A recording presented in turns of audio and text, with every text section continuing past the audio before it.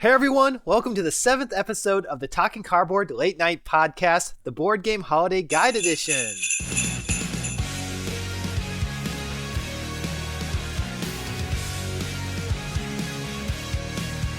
My name is Nick from Talking Cardboard.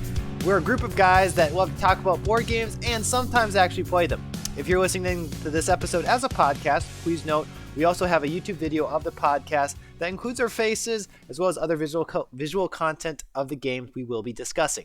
Now, as already mentioned, this is going to be a special format because I'll be focusing on game suggestions that I have for you, that for those of you that are looking to give a gift of a board game gift to someone for the holiday season or to yourself, which is totally fine. And with that said, I know that this is getting late in this gift buying season for specifically Christmas. That's only less than 2 weeks away. But nonetheless, I figured better late than never. And obviously, this could be, this list of games can be good for any kind of occasion that you're looking to give a gift of a board game to someone. So without further ado, I want to mention that already on the Talking Cardboard YouTube channel, Corey, Church, and John have already uploaded a holiday guide video for games that they're suggesting for the holiday season to consider buying as a gift. There could be some overlap to what they talked about in the video, but I also anticipate some of the games I'll be suggesting will be different. So before I get to the list, I do want to at least have some consistency in format from previous episodes by talking about games that I've recently been playing. And to get things started, the first game that I wanted to talk about is Root. So, Root, I say Root, I think. That could be a Minnesota accent. The game Root is obviously quite well known in the hobby board gaming world, being one of the, I would say, becoming one of the classic games in the hobby. Kind of an area control game, very asymmetric in terms of the faction abilities. And Corey, myself, and John played this the other day. I was playing as the birds, the Eerie, and John was the cats, and Corey was those rowdy little mice woodland creatures. And Corey did end up winning, but it was a fun game. Definitely, if you've never played Root, consider playing it. It's a very cool game, and I think Talking Cardboard thinks highly of this game. So we got that to the table. Another game that we got to the table during the same play session was Cloudspire. Now, Cloudspire is from Chip Theory Games and essentially is based on the MOBA genre of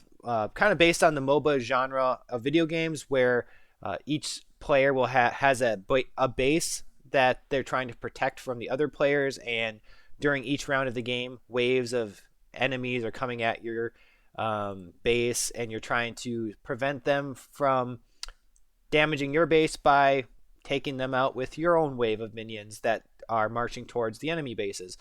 It's a very cool game. Like, this is definitely a game that's going to be high on my top games of all time list, because there's just a lot going on. There's a lot of different units with different abilities, all that jazz. The factions are very asymmetric with unique faction abilities, and the units there's a lot of different units for each faction, and they all behave very differently. And it can be played solitaire and cooperative as well, which is always a great plus for me when it comes to board games that I like. So that was Cloudspire from Chip Theory Games. Finally, the last game that I got to the table with my wife recently was Kitchen Rush. Now, this is Kitchen Rush the Revised Edition, which is published by Pegasus Spiel. I also own Kitchen Rush the Original Edition, which is from Artipia Games. I decided to actually get the Pegasus Spiel version of Kitchen Rush when I learned that the core mechanisms are the same, except that in the Pegasus Spiel version, there's kind of like a story built into the game, which helps teach the game as you play.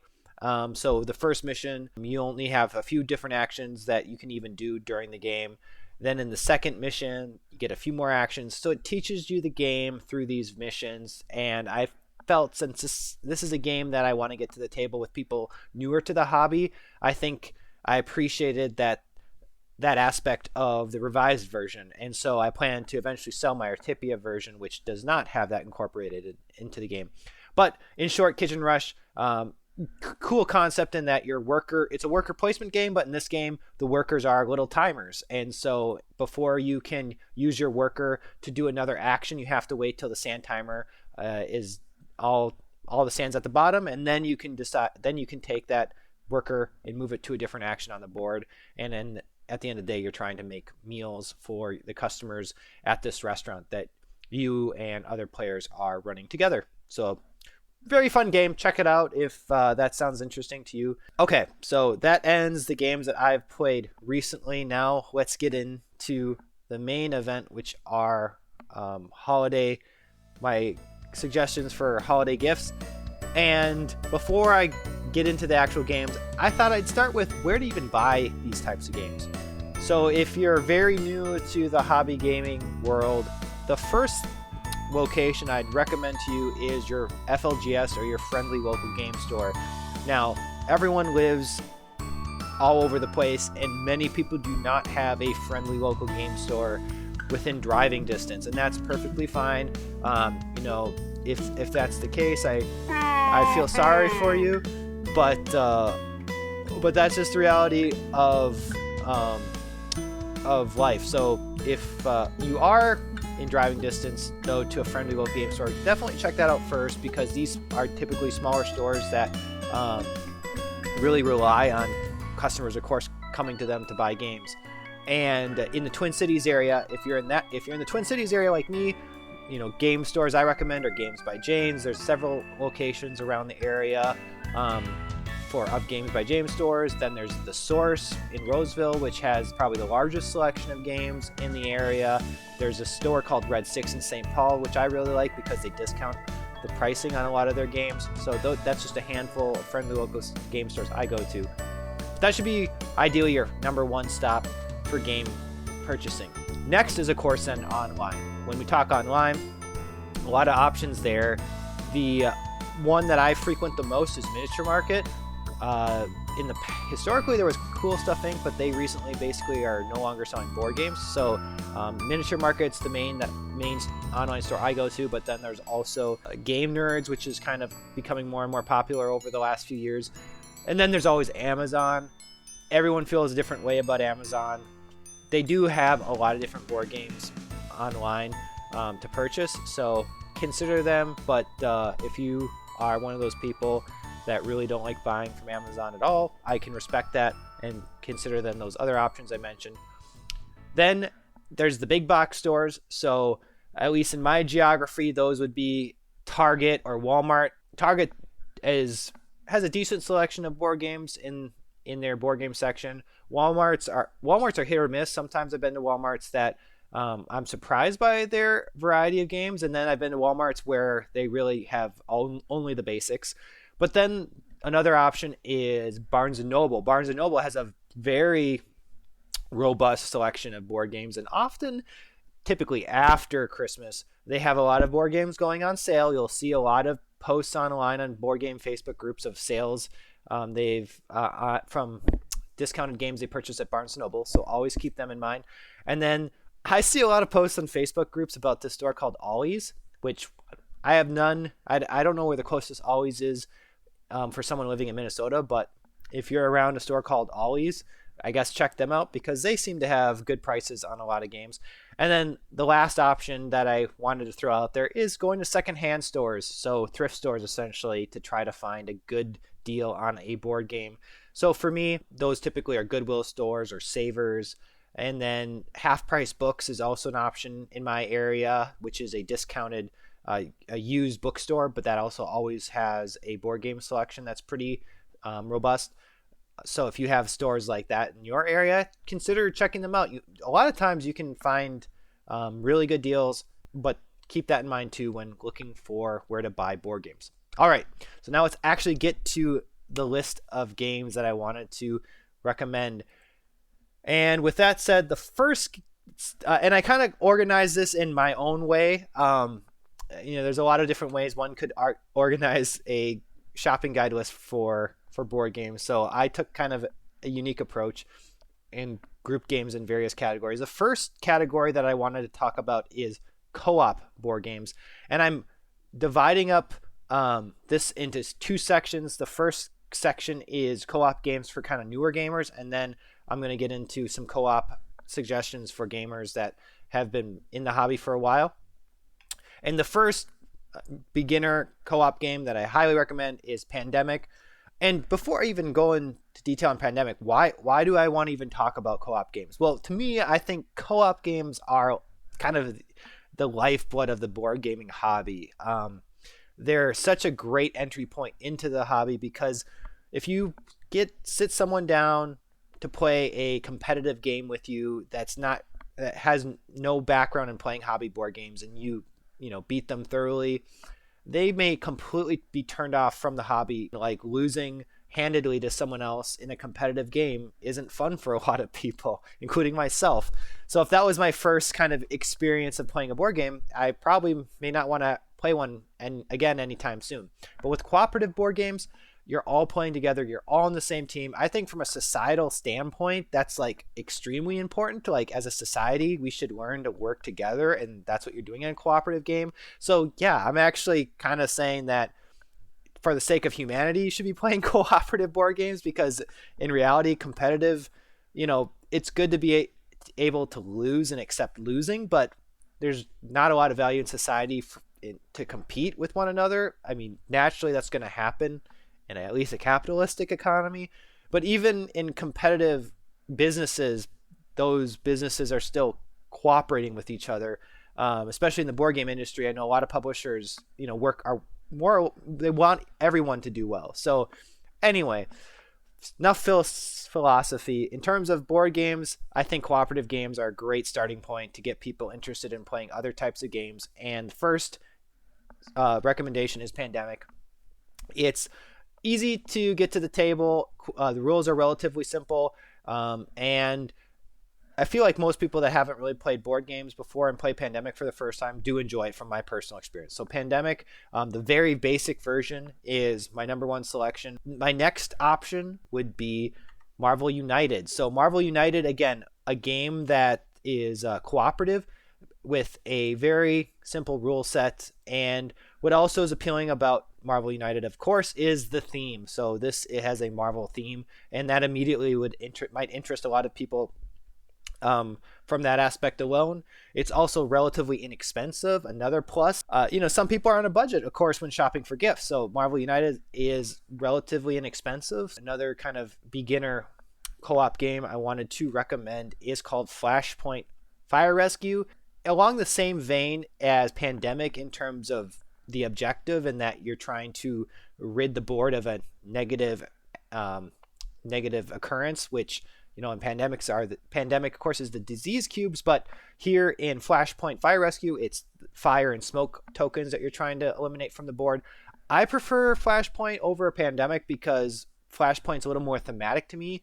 There's a little more of a connection between the theme and the mechanics of the game. You really do feel like you're a fireman or firewoman, saving people from a burning building, where Pandemic is very abstracted in my mind in terms of what you're doing. But nonetheless, another option for someone newer to the gaming hobby. And also, what's nice about this game is the rulebook has two sets of rules. One is the family set of rules. So for someone that's a younger in age, or just if it's the first time you're playing, you can play with the family rules, which just essentially are less complicated than the advanced rules. And then over time, you can of course move into the advanced rule set. There was one more co-op game that I wanted to recommend that's good for a beginner, and that's Quirky Circuits. So in this game, co-op game where you and other players are trying to program this robot that's going around a board, and a few different cool aspects about this game.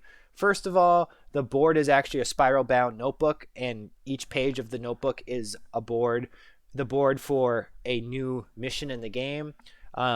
In this game is another one that folds in new rules after each mission. So the very first mission has the most basic set of rules, so you can get playing very quickly, and then over time you add in more rules and more complexity to the game, which I always again think is a great element of game design. And then also has a very similar objective to Pandemic and Flashpoint in that you're trying to rid the board of a negative element. In this case, it's dust bunnies that you're trying to eliminate from the board. Definitely has the artwork and theme for a younger audience, but by no means would I say this is a kid's game. I think adults can have just as much fun, and you'll have a lot of it's kind of a funny game in that you're trying to program. Every player is putting a direction card for the robot to move face down, and no one knows exactly what type of direction each other player is playing. So then you might have your robot vacuum moving into weird spaces around the home or floor that you weren't intending it to, which can be a lot of fun. So definitely check out Quirky Circuits as a beginner co-op game. So the next few games here are co-op games that have a little more crunch to them, a little more complexity in the rules. And to start, I actually want to circle back to a game I mentioned earlier, and that's Pandemic. But this time, I'm recommending one of the many other versions of Pandemic. So the very basic Pandemic has the most basic rule set. But after that original Pandemic, there's a ton of other Pandemic-based games to consider. So if you already know whoever you're getting a gift for, if they already are a big fan of Pandemic and they've either owned it or have played it and really enjoyed it, consider getting them one of these other versions of Pandemic. So first of all, there's the legacy versions of Pandemic, which are essentially a campaign version of Pandemic where after each game of what we'll say Pandemic, you're changing the board state for future games and adding more rules as you go on from game to game. And it's kind of a unique way to play Pandemic. So there's 3 different legacy versions. Start with season 0. But then there's all these other themes of Pandemic that have been released over the years. So there's a Fall of Rome version of Pandemic.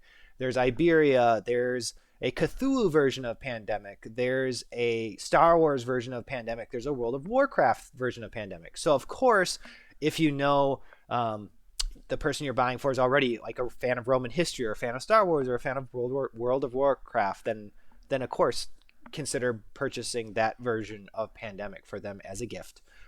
All right, so the next heavier co-op game I wanted to recommend is a personal favorite of mine, and that's Too Many Bones. Too Many Bones is a co-op. I would not quite a dungeon crawler, but like a dungeon, more of a I'd say co-op RPG board game where you and potentially other players, you can also play this game solo, are controlling these characters called gear locks. And each gear lock is very asymmetric. That's a big part of why this game is so fun, is that how each of these characters play are vastly different from one another. They have these huge very differentiated skill trees, and then different attack and defense, basic attack and defense stats. And as you're going through a mission in the game, you'll have a series of combats, and after those combats, you'll be able to upgrade your gear lock and add more skill dice to their board and upgrade their attack and defense stats. And when you're then in a combat situation and come across some guys that you need to beat up, then you're rolling all these different skill dice and attack dice and using the dice for their unique abilities. It's a lot of fun. I will say the downside about Too Many Bones is the price point. There's a game that comes with enough, the core box. There's a 4-player core box, which is the basic Too Many Bones game, and that's I think $150 MSRP. Then there's these other 2 core boxes called Unbreakable and Undertow, and those are only $100 each, which of course is still a lot, but those only come then with 2 playable characters. You can of course there are plenty of expansion characters to add to the game over time, so consider getting maybe one of the core games as an initial gift, and in the future for that person, consider getting them expansion characters as gifts for other reasons. But anyway, Too Many Bones is a really solid co-op game to consider as a gift for someone else. Next, I wanted to provide my last recommendation, and that is Zombicide. Now, just like with Pandemic, Zombicide has a bunch of different editions now. The basic one's called Zombicide 2nd Edition. There was a 1st edition, now they're on to the 2nd edition. But in addition then to that, they have a Marvel Zombies. They're coming out with a DC Zombies in the future for those that are fans of the DC Comics series. Then there's a Wild West called Undead themed Zombicide. Green Horde and Black Plague are kind of like a medieval themed Zombicide. There's a Zombicide Invader, which is like space zombies, and again then the edition the basic 2nd edition Zombicide. So the Zombicide system on its own is, I think, a lot of fun. You're rolling dice and killing zombies with your characters. What's nice about Zombicide, in my opinion, is that I think all of them play up to 6 players, and it's a game that even with the 6-player count, I feel plays pretty quickly because there's only so much you can do on a turn. And if one player knows how to play, it's really easy to get new players to play the game because there's only so much you need to know how to do when it's your turn. So Zombicide is my last co-op suggestion for a gift recommendation. All right, the next kind of category of games I wanted to get into was themed games. So you might know you want to get someone a board game, that they have an interest in board gaming and you have just no idea where to start. Well, one thing to think about is if you know they're fans of other things besides board games, like specifically movies that they're into. So figured I'd give some suggestions of popular IPs and games that you might want to consider getting as a gift. So to start, I figured Star Wars is obviously a really popular movie or series that people like. And if you wanted to get someone that really likes Star Wars a board game, I would recommend Star Wars Rebellion. This, as many would argue, is Star Wars in a box. One side is playing the Imperials, the other side is playing the Rebels. And what's cool about this game is it really incorporates pretty much every important aspect of the original trilogy into the board game. All the characters from those movies you'll see in this game. All the various types of units are in this game. And what's also very cool is the victory objectives for each side are completely different. So the Empire is trying to find the Rebel base and destroy it. The Rebels are just trying to buy time and basically try to win through attrition. So a lot of cool things going on with this game.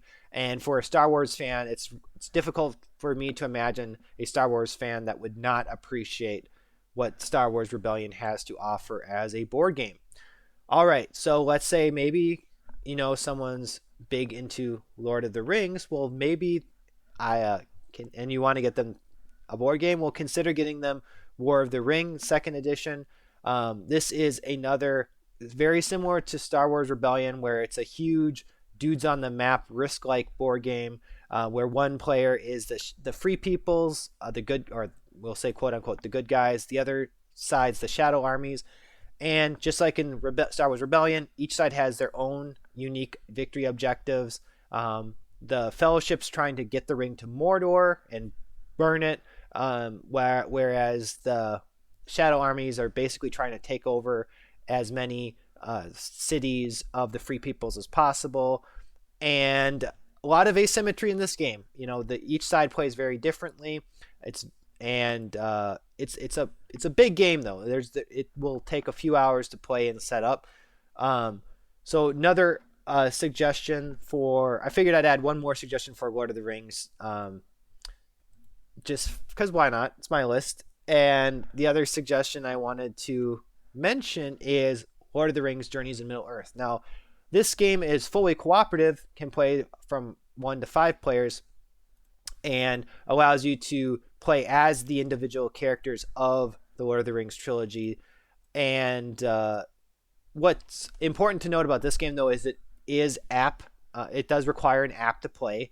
Some people are anti playing a board game with an app, which I can understand. Just want to mention that before you go out and purchase it for someone, is that whoever you're getting it for would have to have some sort of digital device to be able to play the game. However, the app, it is a very well integration of digital with physical board game.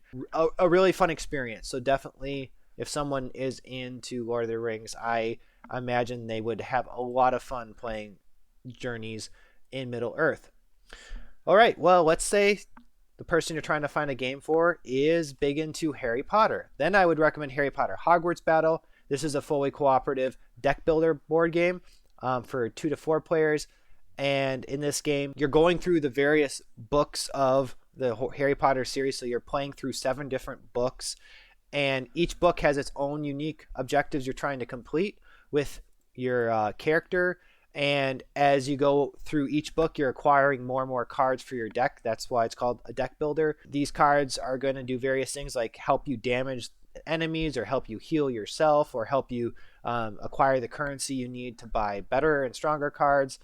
And what I appreciate about this game is, like others I've mentioned earlier, this game teaches you the rules game by game. So when you play through the first book, you get the basic rules of how to play the board game. Then when you play through the second book, you're learning a few more rules, and so on and so on. So by the 7th book, you have a much more complex game than when you start, but then it's much easier to learn that way.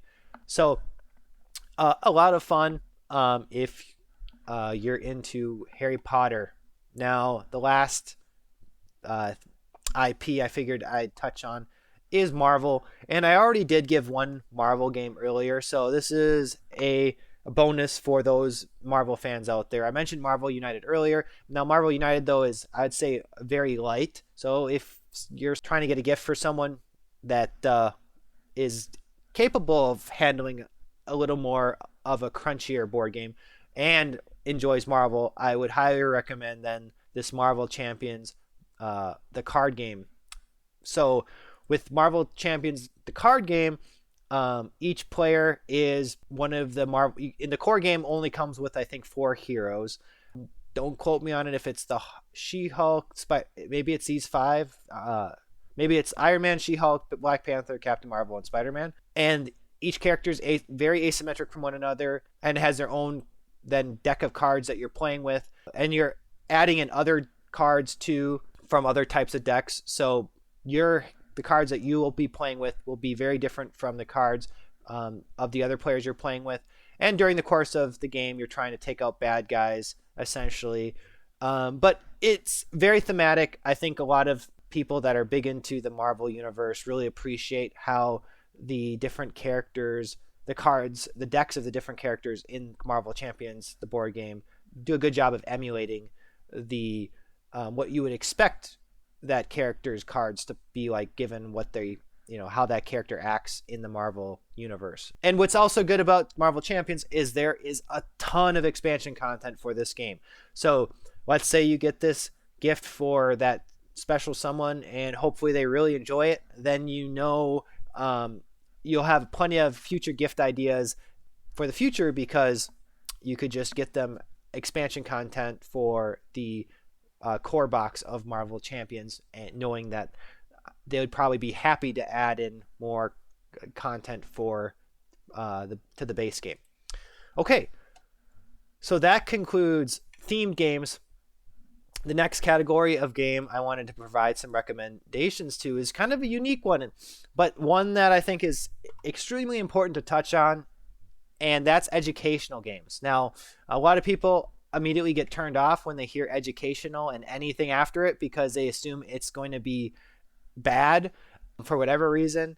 And there is a reason why that stigma exists, because typically an educational board game probably is bad, but that's because you probably haven't found the good ones, which I'm going to be recommending. And I think that's a huge value of the board gaming hobby, is board games can be used as a teaching tool as much as they can be used as a way to socialize and entertain. So if you're looking for someone that you just want to, a younger person that you think would benefit from a board game with an educational topic, or you're looking for a gift for an educator themselves who would appreciate a game with an educational topic or theme, consider these games. First game I wanted to mention was Cytosis. This is kind of like the biological version of Catan, but instead of sheep and wood and stone as the resources, you're managing proteins and ribosomes and nucleic acids and ATP. And it's an action selection game where it's competitive, and during each turn, you and other players are taking an action with your action tokens to basically resolve a cellular function with the goal of trying to create cellular structures by utilizing the design of our human cells. And it's very educational. And the company that does these games, by the way, is called Genius Games. That's their whole bread and butter, is games that have educational topics to them. So definitely check out the Genius Games webpage for all their games. But another one that I also wanted to touch on that I felt was extremely educational / thematic as a gift is called Genotype. Now in Genotype, you're learning about traits and recessive genes and the opposite of recessive and the recessive. And see, this is why I need to play the game, because the game teaches you these things, and it's just very educational. So teaching you how basically plants, the genotypes of plants interact and how they produce different traits. So and again, these are both fun games. They're utilizing hobby board game mechanics. They just happen to have a very educational topic at the same time. So I want to really drive home the point that these aren't dumb games because they're educational. They're actually still a lot of fun. The next type of game that I want to talk about that has a lot of educational value are called the coin games. Now, these are educational from a historic standpoint, and the coin games, which stands for Counterinsurgency Game Series, comes from the company GMT Games, which typically publishes war-type games. And you could argue these coin games are war games, but for the purpose of my list, I'm saying that they're educational games because they touch on a lot of different historical conflicts in our history that a lot of people may not really understand a lot of the nuances of that historical conflict. Case in point was Cuba Libre, which Talking Cardboard recently played a few months back, and it allows you to simulate the Cuban Missile Crisis and understand kind of the goals of the various parties at play, from the dictatorship to the government of Cuba, and there's a few other factions that you're also can play as. And what really makes these games so valuable from an education standpoint is throughout the game you'll be playing these cards every turn, and each card is a historical event or historical place or a character, and the mechanics or the impact of that card directly ties into what that card is representing from a thematic standpoint. And also, not only that, but then you have these games come with a playbook that goes into further detail to the historical background of each of these event cards that you're playing in the game. So if you wanted to learn more about Che, for example, you can look into the playbook and reference the card that he's on to learn more about what his role was in the Cuban Missile Crisis. So definitely any of these coin games are worth consideration. Again, the best way of figuring out which one you might want to get for someone is going to bgg.com or going to the GMC website itself and looking up their coin games, COIN, to see what specific theme the person you're getting the gift for may be most inclined to like. I personally am a big fan of the Liberty or Death, the American Insurrection coin game, since that's about the American Revolution. So it's very, it's a top part of history that I find very interesting. But there's 13 versions now of the coin game with completely different themes. So that's the coin series. The next final educational game that I wanted to touch on is Acquire. Now, Acquire is a good game to teach the basics of business and stock market aspects. It's first of all, it's been around since the 1960s and still is being printed today. So that right there illustrates how of a impactful board game this is to the hobby in general. That it's still being printed after 50 years. But from an educational standpoint, there's a lot of value to it because in this game, you are trying to acquire shares of various hotel chains that are emerging on a board.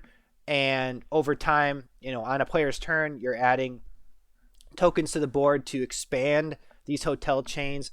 But eventually, these hotel chains are going to start merging with one another. And so if you have the shares of the smaller hotel chain that's being acquired, those will lose value, and you want to try to buy stake in the hotel chains that are bound for success. And with paper money, it's teaching the pitfalls of investing. And I think this game isn't super complex, so it's great for kids. I'd probably say at least 10 plus. But it's great for a younger audience to kind of indoctrinate them into understanding how investing works and the risks and rewards associated with investing. So essentially, I consider Acquire like the gamer's version of Monopoly. Like Monopoly, roughly is based kind of very mildly teaching you about property management, but Acquire, I think, takes it to the next level and adds a little more realism to how that property management can work. All right, so that's educational games that I wanted to talk about. The next category is war games. And just like with cooperative games, I'm going to be splitting this up into category of war games for newer players and war games for more experienced war gamers. First war game that I wanted to talk about for a new war gamer is Memoir 44. Memoir 44 is one of the classics in wargame, one of the modern classics, I would say, for hobby board gaming with a war theme. What makes this game great for newbies is on your turn, you only have a few different cards that you can use, and it makes it very simple then to figure out what to do on your turn, because you have to play a card and then resolve what the card says. So it limits your options, and you don't have to be overwhelmed by having the potential ability to move any kind of piece on the board. And the rules are relatively straightforward. A great World War II themed beginning war game to consider for someone that maybe you're trying to get into wargaming. Maybe it's either a family member that you really wish was into wargaming, or just someone that maybe a child that really enjoys playing with their miniature army figures, but you feel might be then interested in a board game. Definitely consider Memoir 44.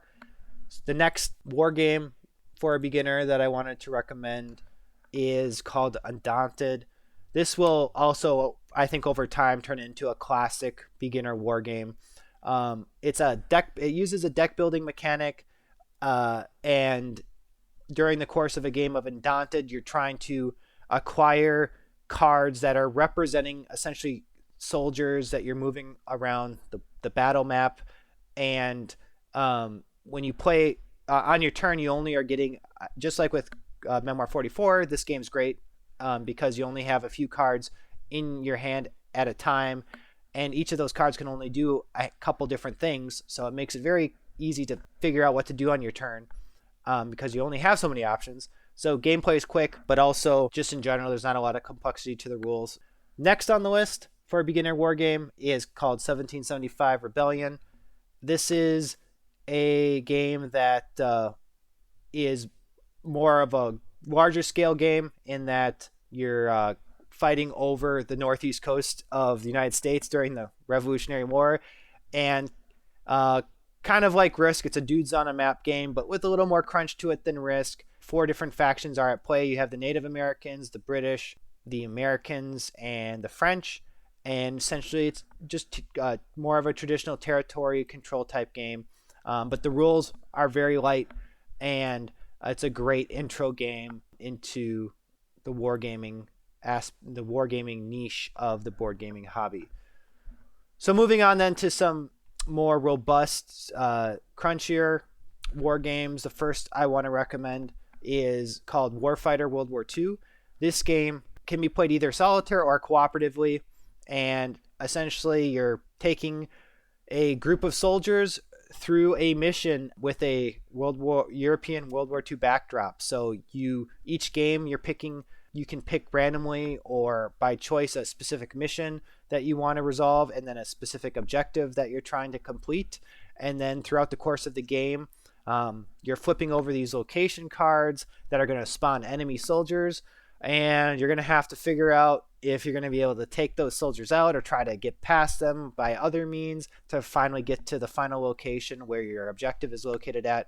A big part of the fun of this game is equipping your squad at the start, and seeing how those decisions of what you equip them with turn out. If you forget to maybe bring in a bazooka or forget to bring in bandages or something like that. But that's a big part of the game, is just determining what you want to load your soldiers with. And the rules aren't overly complicated, definitely crunchier enough where I think would be a little heavy for inexperienced wargamer, but for someone that's played a few war games in their life, Warfighter should definitely be a game they would be able to easily pick up.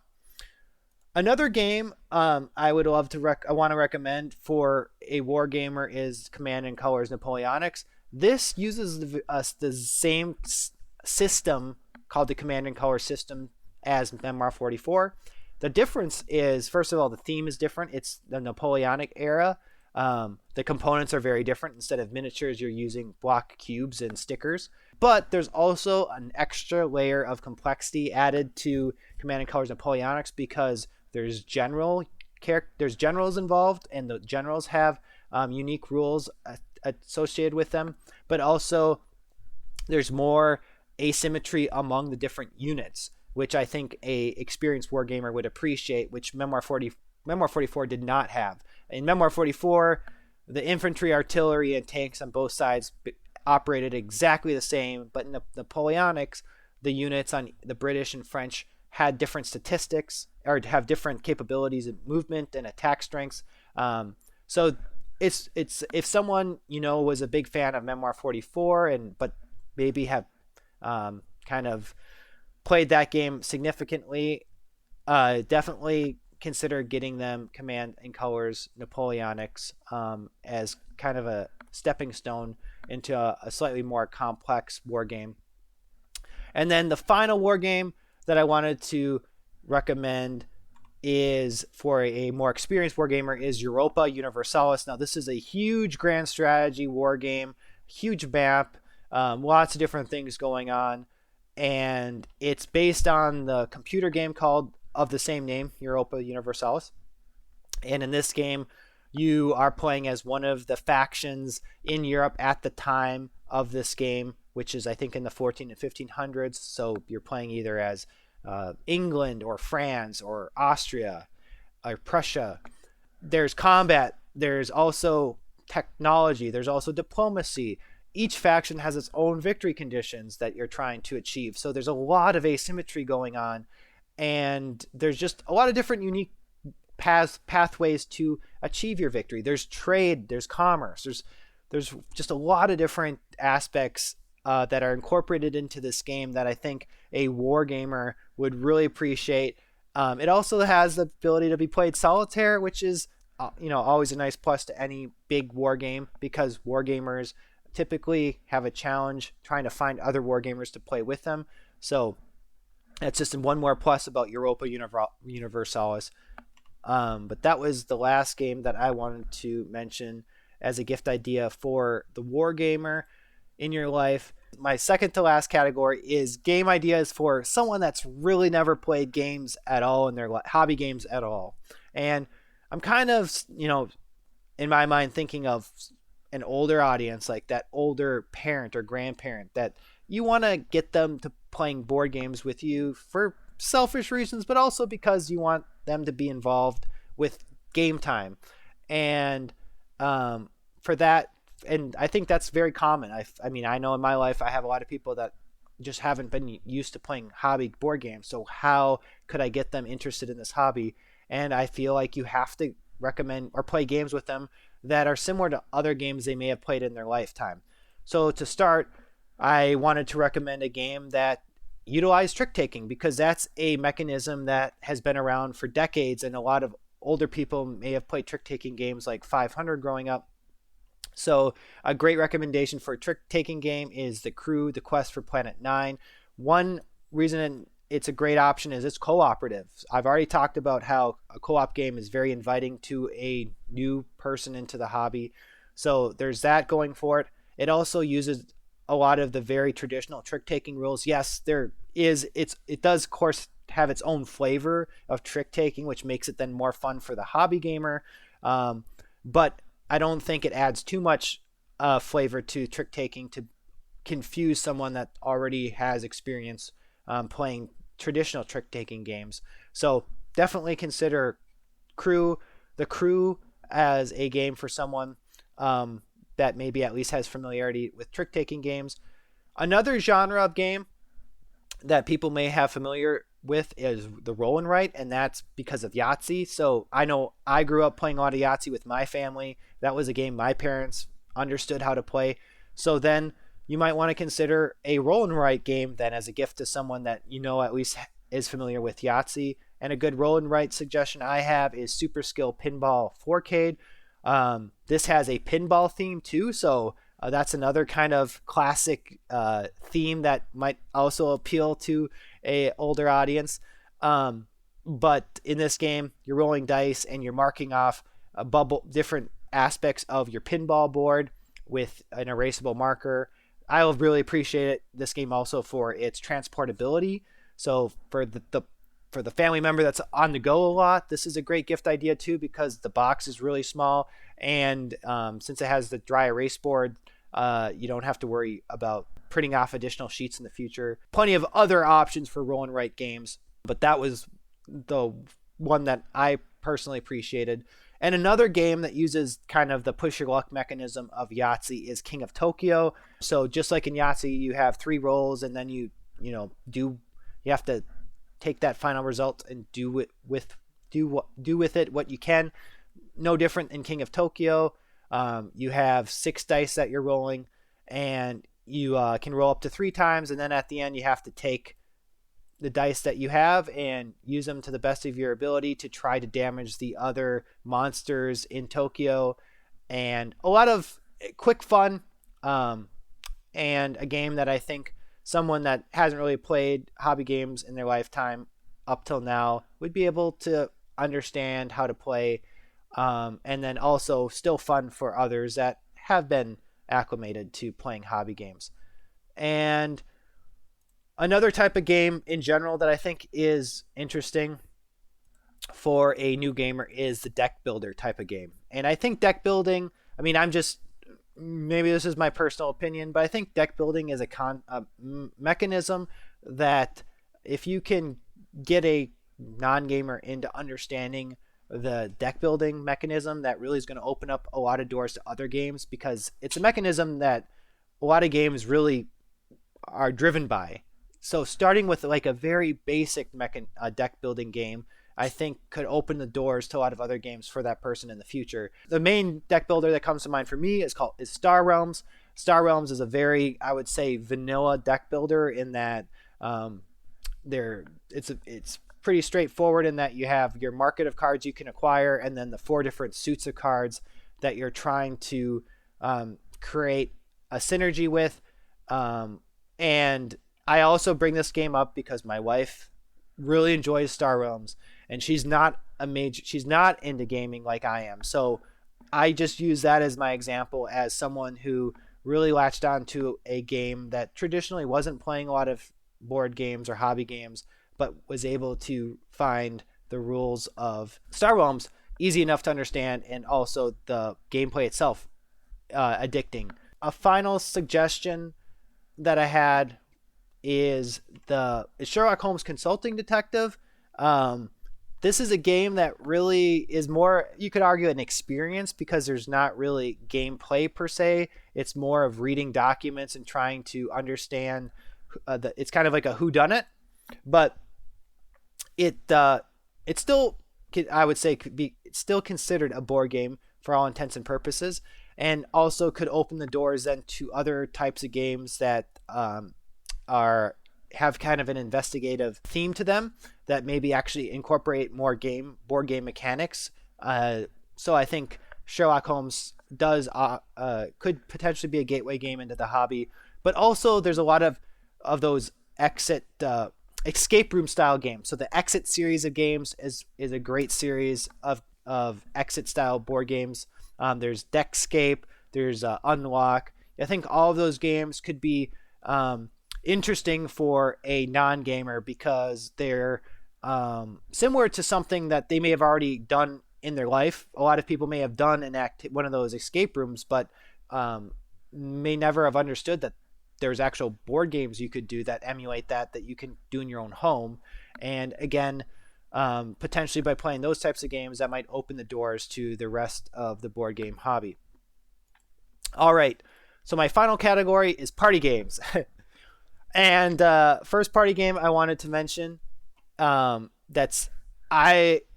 played this with 3 different groups of people. I've played this with the friends at my bachelor party. A lot of them were never really board gamers at all. I've played this with at my friend's wedding with his friends who've never played board games, and then most recently I played it at my Thanksgiving, and that's Secret Hitler. It's a party game, a social deduction party game, where you have fascists that know who they are. The fascists know that they're fascists, but the liberals don't know who the other liberals are, or who the fascists are. And essentially, the liberals are trying to find out who the fascists are. Meanwhile, the fascists are trying to get Hitler elected chancellor.